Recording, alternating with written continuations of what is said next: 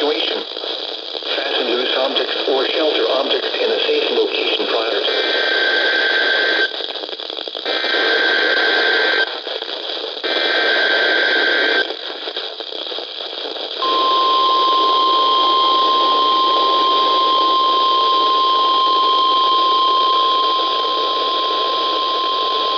This is the National Weather Service office in Indianapolis. The preceding signal was a test of the public warning system on weather radio station KJY93. During potentially dangerous weather situations, specially built receivers can be automatically activated by the signal to warn of the impending hazard.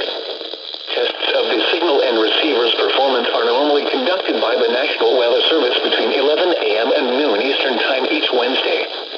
If there is a threat of severe weather, the test will be postponed to the next available good weather day.